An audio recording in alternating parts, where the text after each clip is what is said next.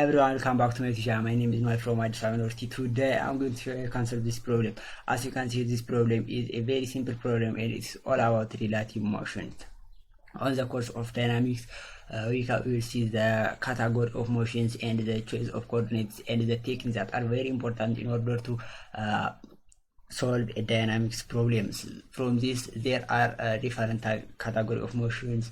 Rectilinear motion is the motions of a particle along in a single path, curvilinear motion, space curvilinear motion, and plane curvilinear motions, and also the choice of coordinate. How can choose a coordinate for a given problem? This may be a spherical coordinate, it's cylindrical coordinate, or it is a rectangular coordinate. By using different techniques, you can select our coordinate systems and solve that problems. And this problem is from the category of motion is relative motion. And finally, on this dynamics course, you'll see constrained and unconstrained motion. What is the concept of constrained and unconstrained motion of a particles? And here we'll see the constraint of a connected particle motions.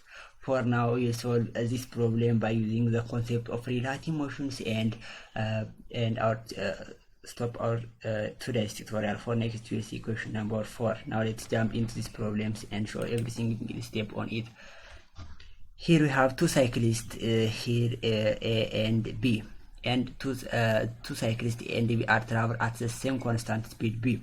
Both cyclists A and B have a constant speed which is V. Determine the velocity of A with respect to B. We are asked to determine the relative velocity of cyclist A with respect to cyclist B.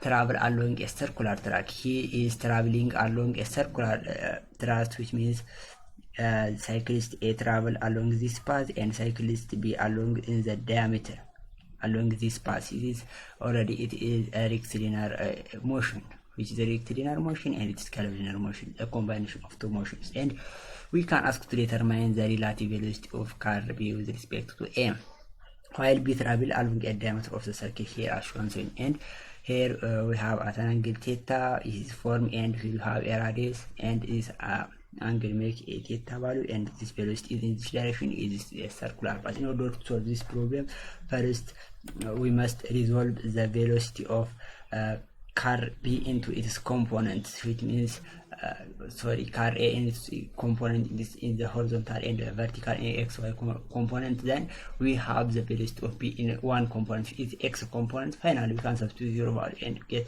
your final. It's very simple problem.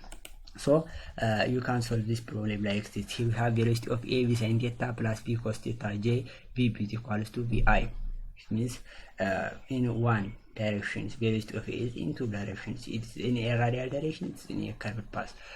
The relative velocity of A with B, which means using the formula velocity of A minus velocity of B, which is velocity of V sin theta plus B cos theta j, which is VI minus VI here, which means velocity of B.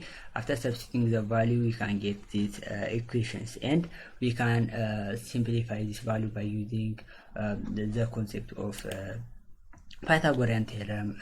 Because the I and the j component are perpendicular, you can determine the magnitude by using the formula V sin theta minus V square plus B cos theta whole square. Then you can substitute the value here, and after simplifying, you can find the relative velocity of a cyclist A with respect to cyclist B, which is V times, which is a constant speed, times under radical 1 times 1 minus sin 2t. It is your final answer. If you have any question, you can put it in a comment section.